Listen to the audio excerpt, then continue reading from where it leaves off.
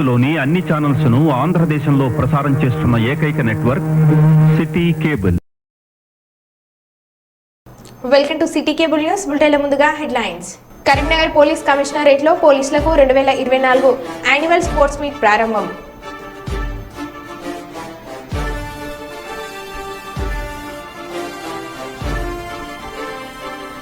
ప్రభుత్వ గుర్తింపు లేని నారాయణ పాఠశాలను సీజ్ చేయాలి. పాఠశాల ముందు ఆందోళన.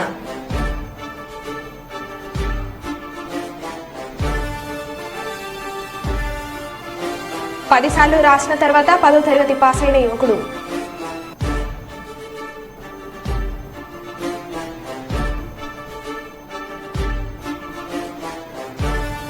తెలంగాణ రాష్ట్ర అవతరణ దినోత్సవ వేడుకలకు చుక్క రామయ్యకు సీఎం ప్రత్యేక ఆహ్వానం. ఇక వివరాల్లోకి వెళ్తే స్పోర్ట్స్ మీట్ ను Karimnagar police commissioner Abhishek Mohanty IPS ప్రారంభించారు. ఆ తర్వాత జట్ల వారీగా స్పోర్ట్స్ పరేడ్ నిర్వహించారు. తదనంతరం స్పోర్ట్స్ మీట్ లైట్ వెలిగించారు. ఈ సందర్భంగా పోలీస్ కమిషనర్ మాట్లాడుతూ 2 రోజుల పాటు ఈ మీట్ జరగనుందని తెలిపారు. డివిజన్ల వారీగా హెడ్ క్వార్టర్స్ మరియు స్పెషల్ వింగ్ మొత్తం 5 టీములుగా పాల్గొనున్నారని తెలిపారు. మొత్తం విధుల్లో ఉండే పోలీసులకు ఇటువంటి ఆటల వల్ల మానసిక ఉల్లాసమే కాకుండా శారీరక దృఢత్వంతో పాటు ఆత్మవిశ్వాసము పెంపొందుతుందని అన్నారు.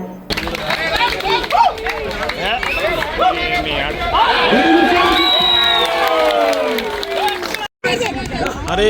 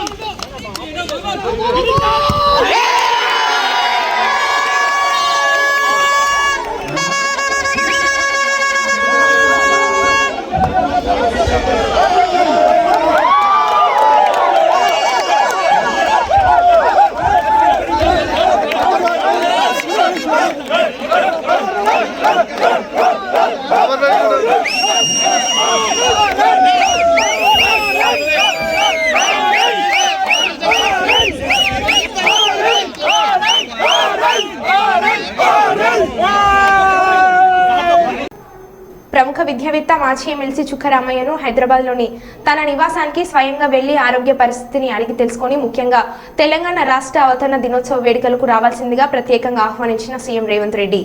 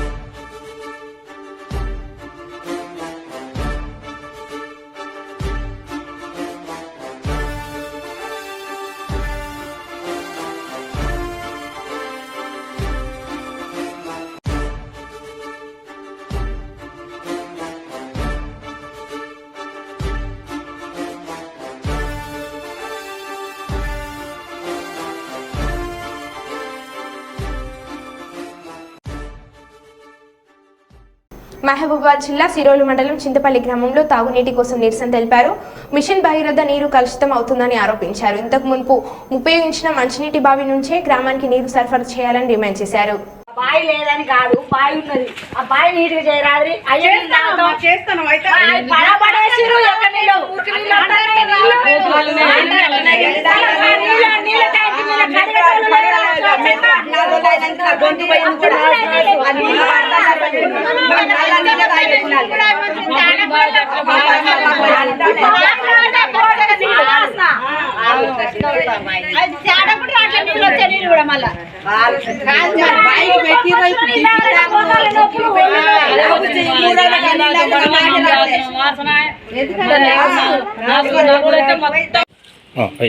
మాకు మంచినీళ్ళ బావి ఇంత ముందు ఉన్నది కావాలి.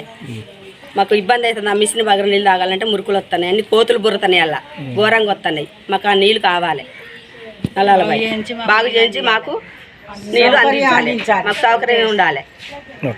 కాకినాడ పోలీస్ స్టేషన్ ని భారీగా మార్చేసిన ఎస్ఐ యూనిఫామ్ లో మందు కొడుతూ సిగరెట్ కాలుస్తున్న ఎస్ఐ రవీంద్రకు మందు పోస్తున్న సహచర సిబ్బంది. భీమ్లా నాయక్ సినిమా తరహాలో సోషల్ మీడియాలో వైరల్ గా మారిన వీడియో. కాకినాడ రూరల్ తిమ్మాపురం ఎస్ఐగా విధులు నిర్వహిస్తున్న రవీంద్ర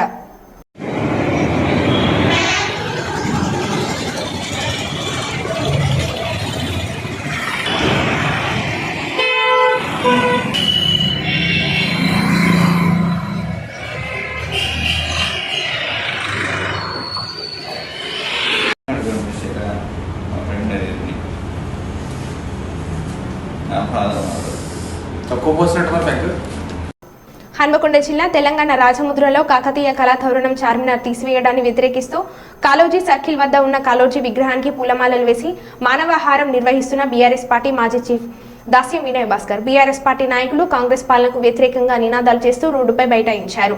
లోగో మార్పును కాంగ్రెస్ ప్రభుత్వం వెంటనే విరమించుకోవాలి. 1000 ఏళ్ల సాంస్కృతిక వైభవానికి సాక్ష్యమే ఈ కాకతీయ కళాతోరణమని రోడ్డుపై ఆందోళనలు చేస్తూ ప్లకార్డులు చేతపట్టి నినాదాలు చేశారు.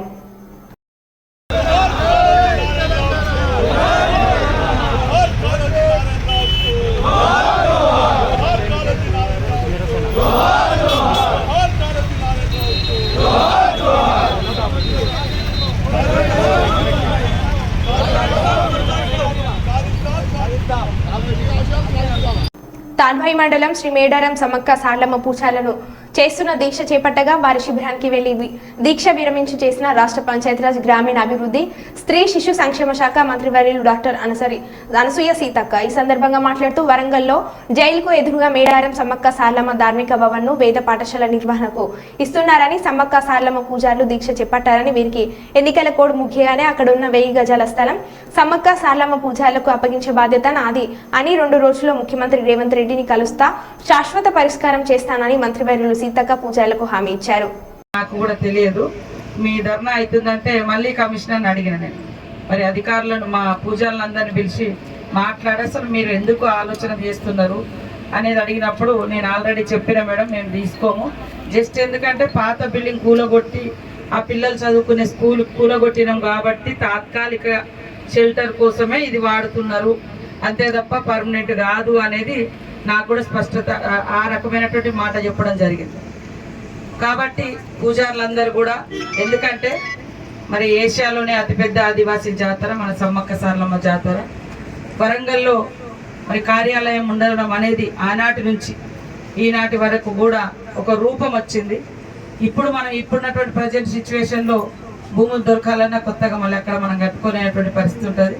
ఖచ్చితంగా కేంద్ర కార్యాలయంగా మరి మన కార్యాలయంతో పాటు మిగతా కార్యాలయాలు కూడా ఉన్నాయి కాబట్టి ఏ ఒక్క వ్యక్తి కోసమో లేదా స్కూల్ పిల్లల కోసమే అయితే అది స్కూల్ వేరే బయట కడితే వాళ్ళకు కూడా సఫిషియెంట్గా ఉంటుంది. వాళ్ళ పూజలు లేదా నేర్చుకోవడము లేదా ఇంకా రకరకాల ట్రైనింగ్స్ ఉంటాయి కాబట్టి వాళ్ళకు మరి అందులో ఆఫీస్ అనేది ఆఫీసునే చూస్తాం, మరి స్కూల్గానే ఉండేటట్టుగా ఖచ్చితంగా ఇది సీఎం గారి దృష్టికి కూడా తీసుకెళ్తాం.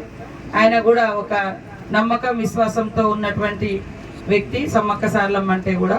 కాబట్టి ఈరోజు మీరు చేస్తున్నటువంటి ధర్నాను ఈ రోజుతో ముగించి ఒక 5-6 రోజులు, ఎందుకంటే ఎలక్షన్ కోడ్ కూడా ఉంది కాబట్టి ఒక స్పష్టమైన జీవో రావాలన్నా హామీ ఇవ్వాలన్నా 5-6 తారీఖు ధర్నా. ఇంకా అట్లాంటిది ఏమీ లేదని వచ్చింది కాబట్టి ఒక స్పష్టతతోటి మరి ఈ 5-6 రోజులలో మీరు ఈ లోపు మన దగ్గర కూడా ఇంకేమే ఆధారాలు ఉంటే మాకు ఇవ్వండి. అది ఏదున్నా లేకునే అది ఆఫీస్గా కొనసాగుతుంది కాబట్టి అది అట్లనే కొనసాగించాలనేదే మేము మన అందరి యొక్క ఉద్దేశం, లక్ష్యము. తప్పకుండా మరి ఇంత పెద్ద జాతరకు సంబంధించినటువంటి ఆఫీసు ఒక హెడ్ క్వార్టర్లో, ఎందుకంటే ఆనాడు జరిగినటువంటి యుద్ధ భూమి, మరి ఆనాడు ఉన్నటువంటి ప్రభుత్వ యంత్రాంగం, రాజులు, ప్రభువులు అక్కడి నుంచి ఇక్కడికే జరిగింది కాబట్టి అదొక గుర్తుగా ఉంటుంది. మనోళ్ళు కూడా పోయినప్పుడు ఉన్నప్పుడు అక్కడ మరి మంచి చెడుకు కూడా బస చేయడానికి కూడా అదొక భవనం చాలా ఉపయోగపడుతుంది కాబట్టి ఎట్టి పరిస్థితుల్లో అలాంటిది వదులుకోనివ్వము. సీఎం గారికి కూడా స్పష్టంగా వివరాలు చెప్పి తప్పకుండా ఆ స్కూల్ పిల్లలకు ఇంకా కావాలంటే బయట ఒక స్కూల్ ఏర్పాటు చేయించడానికి కూడా అట్లా కూడా హామీ ఇప్పించి వాళ్లకు మనకి ఇబ్బంది లేకుండా చేస్తానని ఈ సందర్భంగా తెలియజేస్తూ, ఎందుకంటే ఎండాకాలం మీరు అందరూ కూడా తిండి తిప్పలు లేకుండా మరి ఇక్కడ కూర్చున్నారు కాబట్టి దయచేసి ఈరోజు విరమించి భక్తులు కూడా వచ్చిపోయేటోళ్లకు ఆందోళన రాకుండా మన దగ్గరకు వస్తున్నారు కాబట్టి అందరూ సాఫీగా వెళ్ళేటట్టుగా చేస్తూ ఒక 4-5 రోజులు నాకు టైం ఇవ్వండి. నేను యాక్చువల్గా ఇవ్వాలనే క్యాతన్పల్లి మున్సిపాలిటీలో హనుమాన్ శోభయాత్రను నిర్వాహకులు వైభవంగా నిర్వహించారు. స్థానిక విజయ గణపతి ఆలయం నుండి రాజీవ్ చౌక్ మీదుగా బిజోని సెంటర్ RK4 గడ్డ వరకు హనుమాన్ దీక్షపరుల ఆధ్వర్యంలో డీజే పాటలతో కార్యక్రమాన్ని ఘనంగా ఏర్పాటు చేశారు. హనుమాన్ మాలదారుల నృత్యాలు, మహిళా భక్తుల కోలాటాల నడుమ శోభయాత్ర కొనసాగింది. ఈ కార్యక్రమంలో ఆలయ అధ్యక్షులు గురుస్వామి కృష్ణమూర్తి, ఉపాధ్యక్షులు శ్రీధర్ రెడ్డి, హనుమాన్ స్వాములు దుర్శెట్టి రవి, ముద్దసాని శ్రీను, సప్ప సతీష్, రామగిరి శ్రీనివాస్, జగ్గంపల్లి లింగయ్య, భక్తులు తదితరులు పాల్గొన్నారు.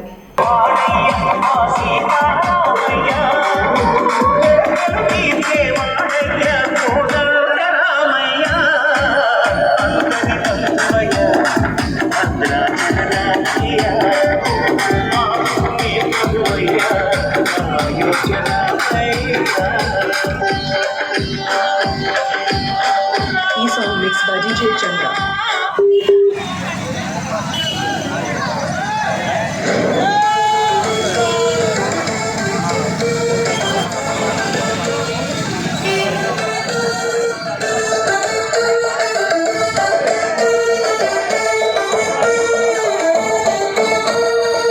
भूलकर भी न हम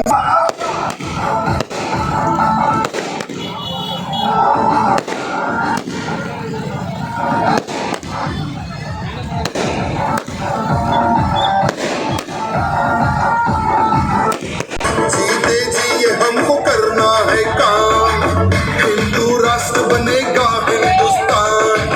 जीते जी हमको करना है काम, देश ये सारा भगवा रंग से सजे।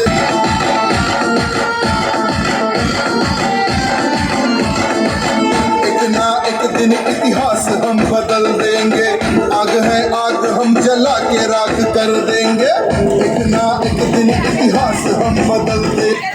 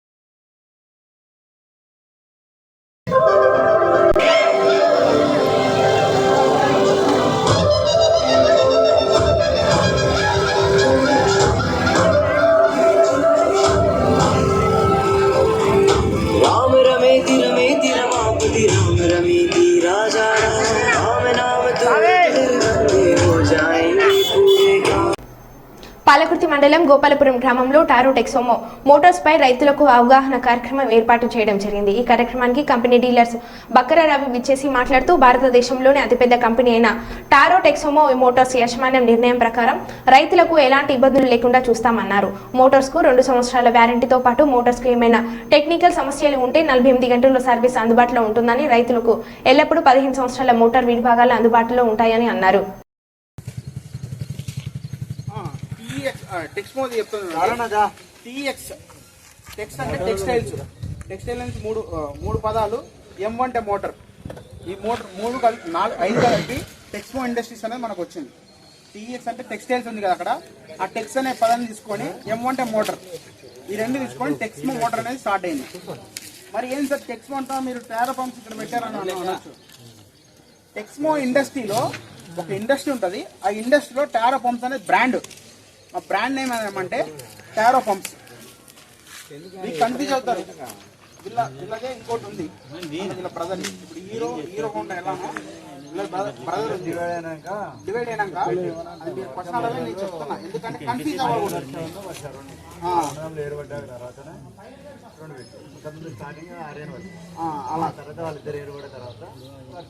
ఇది ఏంటంటే మన 1956 నుంచి మీరు ఏదైనా ఇప్పుడు అమౌంట్ కట్టాం మా సార్కి టెక్స్మో ఇండస్ట్రీస్కి వెళ్తాయి.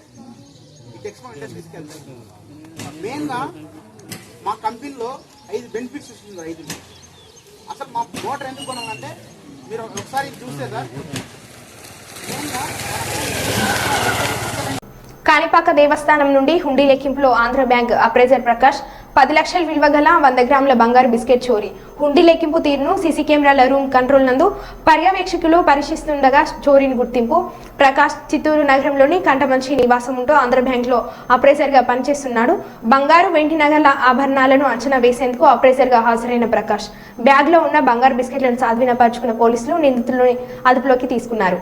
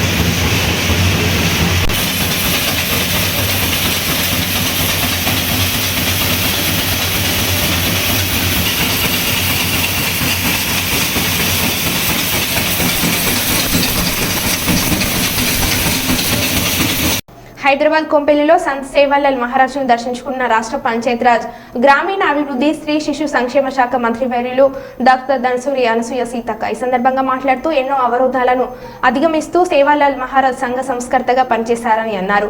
ఆయన పరమపదించి దాదాపు 2 సంవత్సరాలు దాటినా కూడా సేవాలాల్ మహారాజ్ను దైవంగా భావిస్తున్నారంటే ఆయన చేసిన బోధనలు, అనుసరించిన మార్గం ఎంత గొప్పదో అర్థం చేసుకోవచ్చని పేర్కొన్నారు.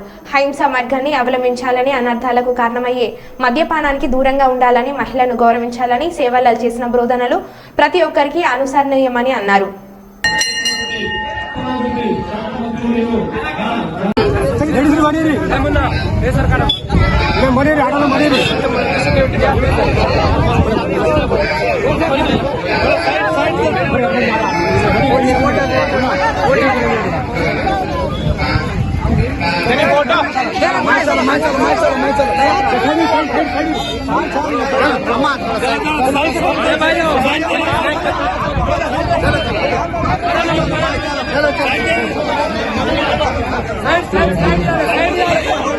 తమిళనాడులోని కన్యాకుమారిలో ప్రధాని మోడీ ధ్యానం కొనసాగుతుంది. స్వామి వివేకానంద ధ్యానం చేసిన వివేకానంద రాక్ మెమోరియల్లో మోడీ మెడిటేషన్ కొనసాగిస్తున్నారు. నిన్న సాయంత్రం ధ్యాన ముద్రలోకి వెళ్లిన ఆయన రేపు మధ్యాహ్నం వరకు అంటే 45 గంటల పాటు ధ్యానంలో ఉండనున్నారు.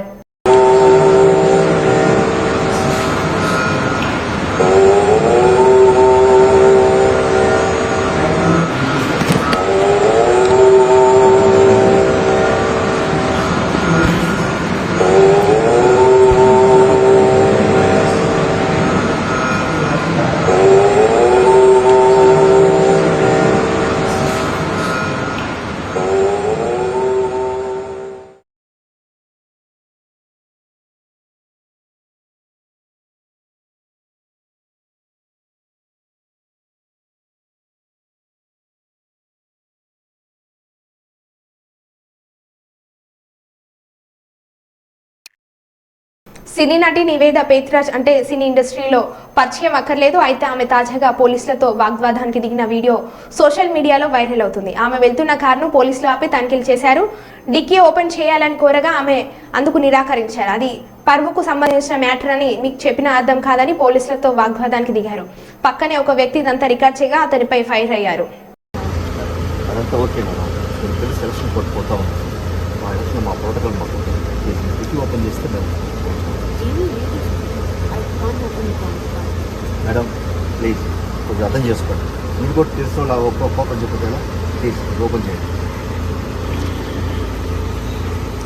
డిక్కీ ఓపెన్ చేయమంటే అటు ఇటు చూస్తానండి మేడం. ప్లీజ్ డిక్కీ ఓపెన్ చేయండి. ప్లీజ్ అర్థం చేసుకోండి, ఇది పరువుకి సంబంధించిన విషయం. చెప్పినా మీకు అర్థం కాదు. I can't open the trunk sir. Madam please dickey open చేస్తే మా పని మేము చేసుకుంటాం. Why are you recording? Why are you recording? దివ్యాంగులు సీనియర్ సిటిజన్ను నేరుగా వెంకటేశ్వర స్వామి ఉచిత దర్శనం కల్పించేందుకు టీడీపీ చర్యలు చేపట్టింది. సోమవారం నుంచి శనివారం వరకు ప్రతిరోజు మధ్యాహ్నం 3 గంటల నుంచి స్వామివారిని దర్శించుకునేందుకు అనుమతించింది. అయితే వృద్ధులు, దివ్యాంగుల స్లాట్ సమయంలో మిగతా ఇతర క్యూలు నిలిపివేస్తారని, వారు కేవలం 30 నిమిషాల్లోనే స్వామివారిని దర్శించుకుని బయటకు రావచ్చని తెలిపారు.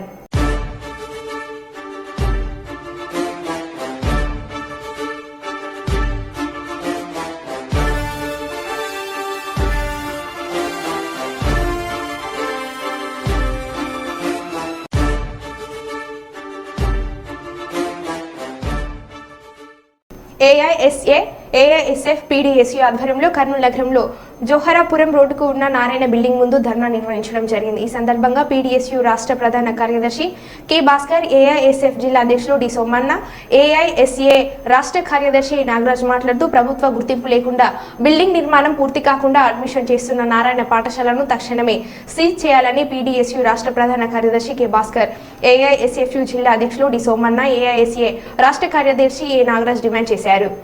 కర్నూలు నగర కేంద్రంలో జోలాపురం రోడ్డులో అక్రమంగా అడ్మిషన్ చేస్తూ ప్రభుత్వ గుర్తింపు లేకుండా, అదేవిధంగా బిల్డింగ్ నిర్మాణం సగంలో ఉంటూ ఈరోజు విద్యార్థి తల్లిదండ్రులను మోసం చేస్తూ రంగురంగుల కరపత్రంతో బిల్డింగ్ వేసుకుంటూ ఈరోజు సుమారుగా 100కు పైగా అడ్మిషన్ చేసుకుంటూ ఈరోజు విద్యార్థి తల్లిదండ్రులని మోసం చేస్తున్నటువంటి పరిస్థితి కర్నూలు నగరంలో నారాయణ పాఠశాల యజమానికి ఉంది. ముఖ్యంగా మేము ఒకటే చెప్తా ఉన్నాం, బిల్డింగ్ పూర్తి కాకుండా ప్రభుత్వ గుర్తింపు లేకుండా అక్రమంగా ఈరోజు అడ్మిషన్ చేసుకోవడానికి ఏ విద్యాశాఖ అధికారి కూడా మీకు పర్మిషన్ లేదు. కానీ వేరే పర్మిషన్ గుర్తింపు చూపించుకొని ఈరోజు అడ్మిషన్ చేసుకోవడం చాలా దుర్మార్గం. దీన్ని వామపక్ష విద్యార్థి సంఘాలుగా తీవ్రంగా ఖండిస్తున్నాం. విద్యాశాఖ అధికారులు వెంటనే స్పందించి ఈ యొక్క బిల్డింగ్ని సీజ్ చేసి ఇక్కడ ఉన్నటువంటి యజమాన్యం పైన చర్యలు తీసుకోవాలని ఈ సందర్భంగా డిమాండ్ చేస్తున్నాం. లేని పక్షంలో పెద్ద ఎత్తున ఆందోళన కార్యక్రమాలు చేయడానికి కూడా విద్యార్థి సంఘాలుగా సిద్ధంగా ఉంటామని ఈ సందర్భంగా హెచ్చరిస్తా ఉన్నాం. అన్నమయ్య జిల్లా రైల్వే కోడూరులో 54వ సిఐటియు ఏర్పాటు దినోత్సవాన్ని సందర్భంగా సిఐటియు జిల్లా అధ్యక్షులు సిహెచ్ చంద్రశేఖర్ మాట్లాడారు.